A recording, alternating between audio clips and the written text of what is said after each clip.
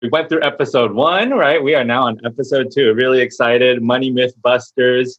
We're going to start calling it MMB because Money Myth Busters is a little bit of a mouthful. I like it. But we're going to get diving into another myth about how bonuses get taxed at a higher rate.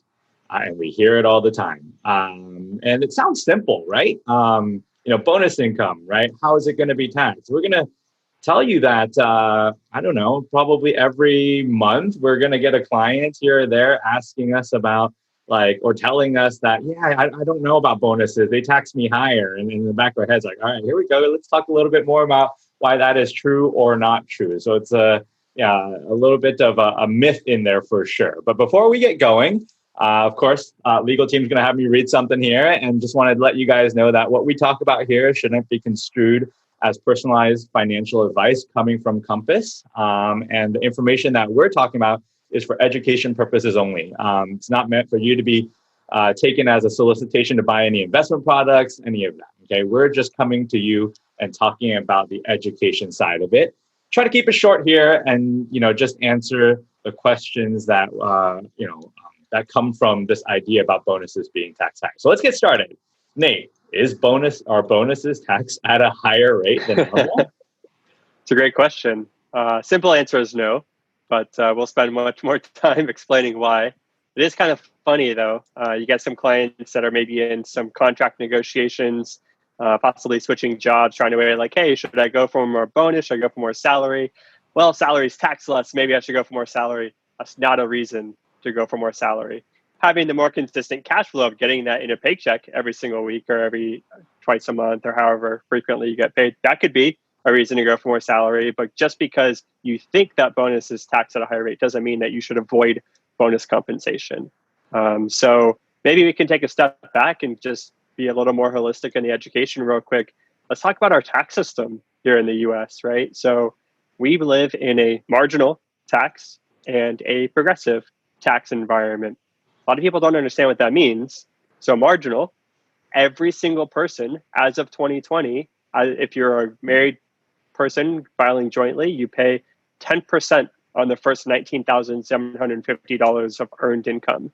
It's half that if you're a single person, but that means every single person pays 10% on that first $19,750. So I pay 10% on that, you pay 10% on that. Warren Buffett pays 10% on his first $19,750. So it's a marginal tax. It's only when you go into that next bracket that next incremental dollar is then at that next bracket. It's not all of it. So you're not going to say, oh, I fell into the next tax bracket and now I'm getting taxed even more. It is only that next incremental dollar that is at that next bracket, not all of your income. So that's another misconception that people have all the time. And then the second one is progressive, right? So the more income that you make, the more taxes that you pay, because you do start to rank up into the next tax bracket. But again, it's only those incremental dollars that go into the 12% and then 22, 24, et cetera, tax bracket. So I think that is a good starting place. But as you just bust another myth that we didn't even talk about yet, man. You just went in and went above and beyond. But okay, cool. Let's keep going.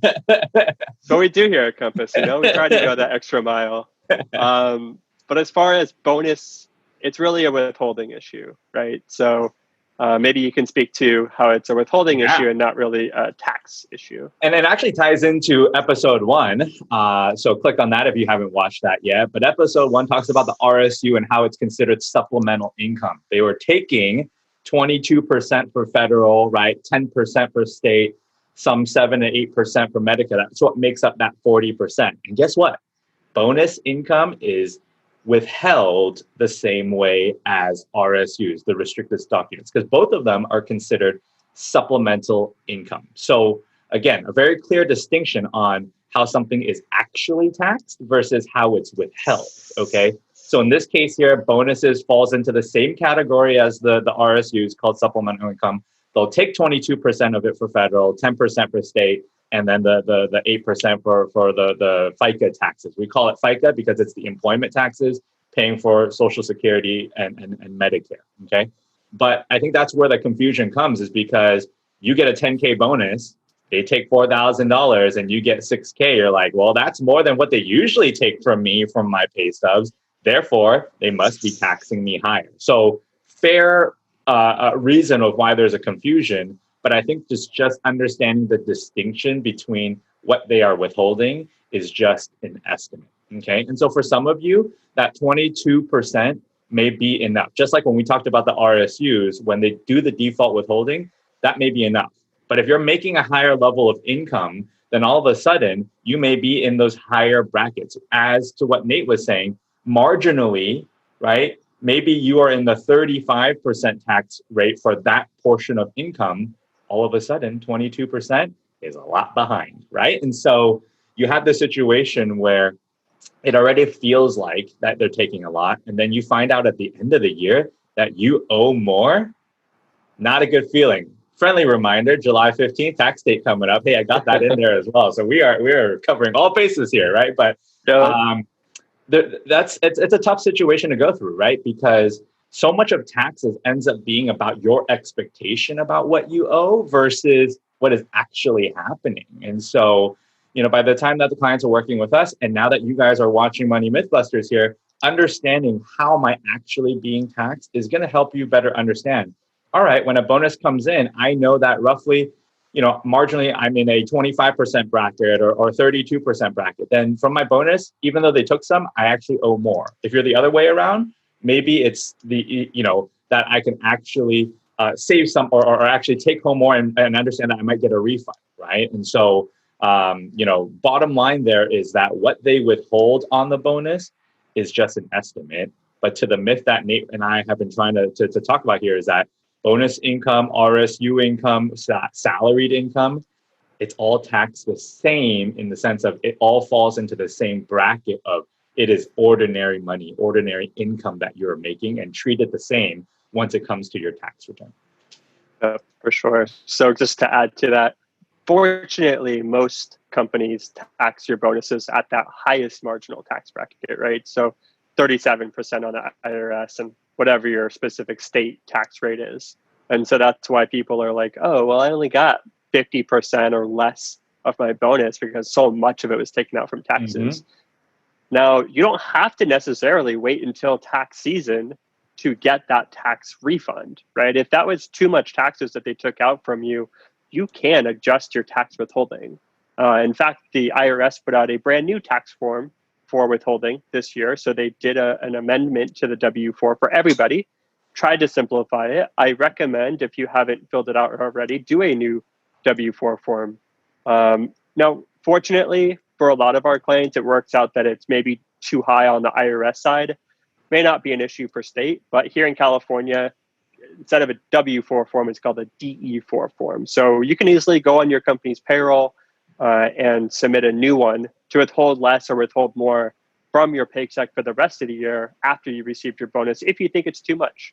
And there are some great resources out there like TurboTax's tax tools or the IRS where you can actually estimate whether or not you are projected to get a tax refund or not based on your current withholding rates. Good point. Good point. So I wouldn't wait until tax season to get your refund if you do get a lot of bonus compensation, because chances are they withheld it at 37 and it could be too much tax.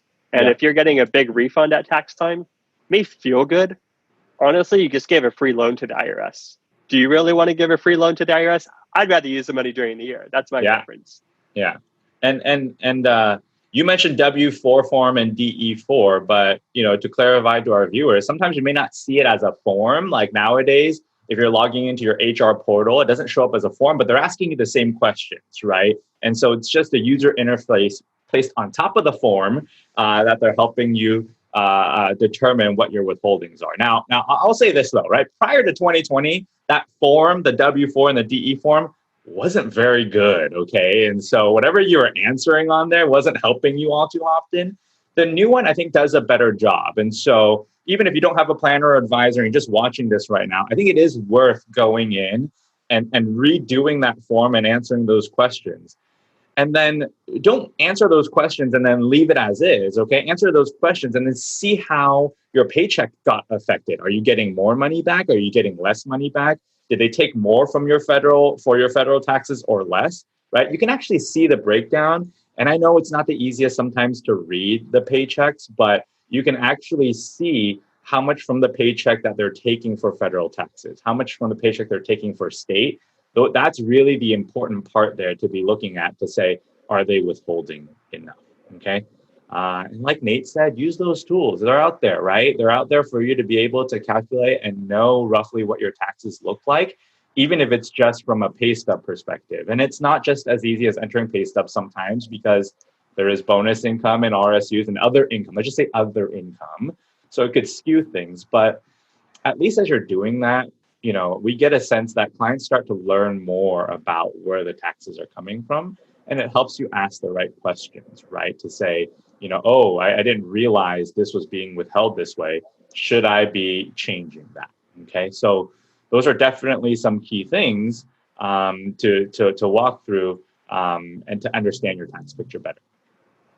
Okay. So to summarize here, what do we talk about? Bonus income, right? Is it taxed higher? It's only being withheld higher, right? So Nate's like, no, it's not taxed higher. It's only being withheld higher. And then as well as that, the other myth that he went and busted for me before I even could talk about it was the idea that, oh, I'm afraid of earning, the extra, income at the end of the year because I'm going to be pushed into the next tax bracket. So that's the myth that we hear. I don't want to be pushed into the next tax bracket. Look, let's be real here. If you're being pushed into the next tax bracket, that's because you're making more money. So good for you, right? We all want to be pushed into the higher bracket at some point. But if you're being pushed into that next bracket, it's only the next dollar that goes into that bracket that is taxed at the higher rate, and everything else is still taxed whatever it was prior to that. Okay. So awesome. So pretty cool overview here. And that I think, Nate, anything else to add? Anything for our viewers here around things that we should be thinking around taxes or just how to think about their income? Oh, I think we touched on it as far as, busting the myth of bonus being taxed too high, introducing marginal tax. I think that's a big misconception, and hopping into those W-4s and those payroll portals to make sure you're not getting huge refunds at tax time or, God forbid, huge tax bills at tax time. There's nothing worse than a tax surprise because it's rarely to the positive side. So It's good to hop into that, especially now, especially mid-year. It's perfect timing. We've got the second half just now beginning, so let's get on a better track. Yeah, sounds good. All right, so done with episode 2. We're going to close it out here. Episode 3, what are we going to talk about? We're going to talk about a little bit of the ins and out around some retirement planning, okay? So, I think the myth there that we're going to be discussing is, 401ks are a waste if my employer doesn't match, okay? We're going to be going through why that is true or not true, right? What we should be thinking about when making those decisions around your 401k, and some of the ins and out about plans that you may or may not know that your company is offering. Okay, so that's going to be coming live to you guys next week, Friday at 4. And so again, thank you guys for joining us. And again, just remember, when we're talking about these things today, they're for educational purpose only, right? And a lot of things are individual to you guys, so it's not meant as personal advice. But we just hope that you guys can absorb the broader educational piece here and start to think and ask the questions that start to apply to you. Okay.